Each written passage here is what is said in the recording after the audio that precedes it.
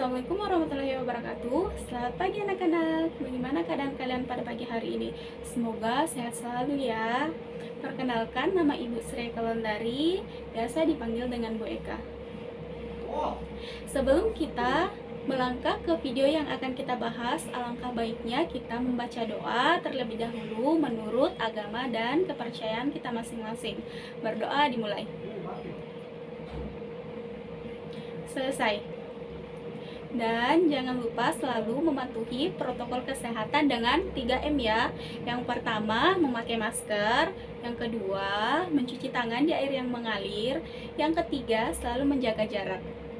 Karena seperti yang kita ketahui bahwa COVID-19 telah menyebar ke seluruh penjuru dunia, termasuk Indonesia sendiri loh.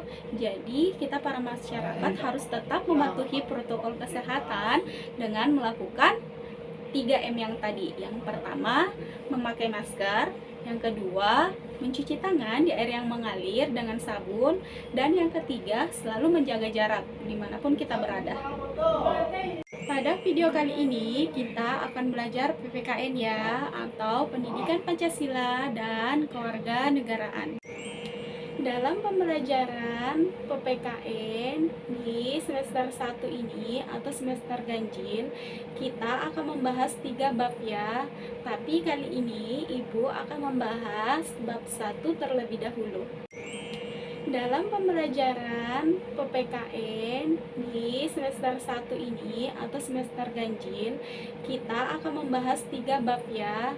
Tapi kali ini Ibu akan membahas bab 1 terlebih dahulu. Bab 1 yaitu perumusan dan penetapan Pancasila sebagai dasar negara. Bagian A, proses perumusan dan penetapan Pancasila sebagai dasar negara. Bagian B, semangat dan komitmen kebangsaan para pendiri negara dalam merumuskan dan menetapkan Pancasila sebagai dasar negara. Coba kita perhatikan gambar yang ada di samping ini. Gambar di samping ini menunjukkan adanya nilai persatuan pada sila ketiga Pancasila, sebagaimana proses perumusan dan penetapan dasar negara.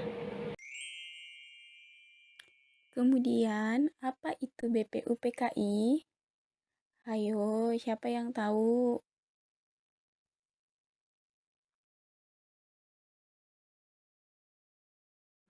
Di sini adalah perumusan Pancasila sebagai dasar negara. Jadi, yang dimaksud dengan BPUPKI tadi adalah Badan Penyelidik Usaha-Usaha Persiapan Kemerdekaan Indonesia atau bisa disingkat dengan BPUPKI. Dalam bahasa Jepangnya disebut Dokuritsu Junbi Chosakai. Adalah badan yang dibentuk oleh pemerintah Jepang pada 1 Maret 1945. Jadi, apa yang dimaksud dengan BPUPKI tadi? Badan Penyelidik Usaha-Usaha Persiapan Kemerdekaan Indonesia, yang diresmikan pada tanggal 29 April 1945 yang bertepatan dengan hari ulang tahun Kaisar Hirohito. Badan ini dibentuk sebagai upaya mendapatkan dukungan dari bangsa Indonesia dengan menjanjikan bahwa Jepang akan membantu proses kemerdekaan Indonesia.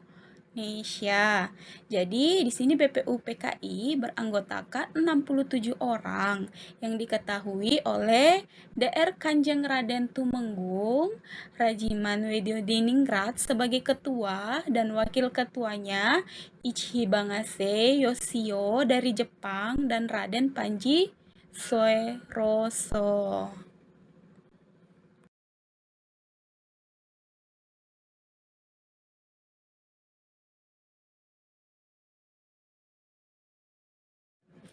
Pembentukan BPUPKI. Jadi, BPUPKI sendiri dibentuk pada tanggal 1 Maret 1945 yang diketuai oleh Rajiman Diningrat dengan wakil ketuanya Ichibangase Yoshio dan Raden Panji Soeroso. Pelaksanaan tugas BPUPKI sendiri dapat dilihat dengan diselenggarakannya 2 kali sidang BPUPKI. Di sini ada sidang pertama. Sidang pertama BPUPKI pada tanggal 29 Mei sampai 1 Juni 1945 yang membahas tentang rumusan dasar negara Indonesia meskipun belum mencapai kesepakatan. Dan akhirnya dibentuklah Panitia 9. Siapa saja anggota Panitia 9? Panitia 9 adalah kelompok yang dibentuk pada tanggal 1 Juni 1945. Diambil dari suatu panitia kecil ketiga sidang pertama BPUPKI. Panitia 9 dibentuk setelah IR Soekarno memberikan rumusan Pancasila. Adapun anggotanya adalah yang pertama IR Soekarno sebagai ketua, yang kedua Dr. Muhammad Hatta sebagai wakil ketua, Dr. Alexander Andreas Maramis sebagai anggota, Abi Kusno Tejoksojoso anggota, Abdul Kahar Muzakir sebagai anggota, Haji Agus Salim sebagai anggota, Mr. Ahmad Soebarjo sebagai anggota, Kiai Haji Abdul Wahid Hazim sebagai anggota, Mr. Muhammad Yamin sebagai anggota. Sidang kedua BPUPKI pada tanggal 10 sampai 16 Juli 1945. Di sini ada Johannes Latuharhari menemui Muhammad Hatta dan menyampaikan aspirasi agar 7 kata pada pernyataan pertama rumusan dasar negara dihapuskan.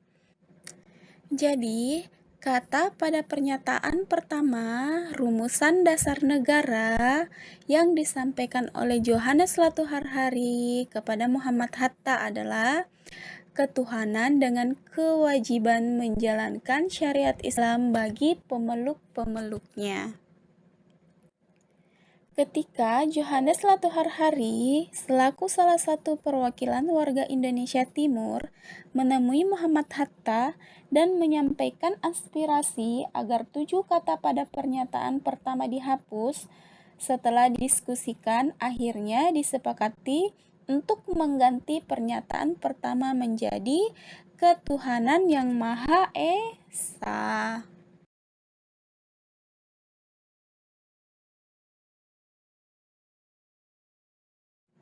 Peran para pendiri negara dalam merumuskan dasar negara.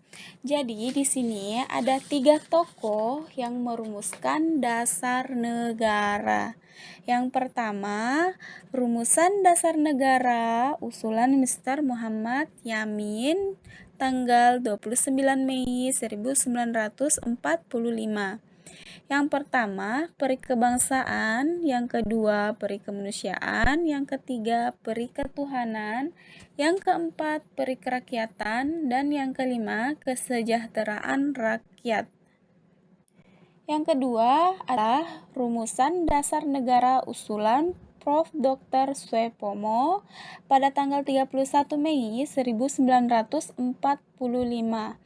Yang isinya, yang pertama persatuan, yang kedua kekeluargaan, yang ketiga keseimbangan lahir dan batin, yang keempat musyawarah, dan yang kelima keadilan. Yang ketiga sendiri adalah rumusan dasar negara usulan IR Soekarno pada tanggal 1 Juni 1945. Yang isinya sendiri yaitu kebangsaan Indonesia atau nasionalisme, yang kedua internasionalisme atau perikemanusiaan, yang ketiga mufakat atau demokrasi, yang keempat kesejahteraan sosial, yang kelima ketuhanan yang berkebudayaan. Demikian video materi pada pagi hari ini, kurang dan lebihnya mohon dimaafkan. Wassalamualaikum warahmatullahi wabarakatuh.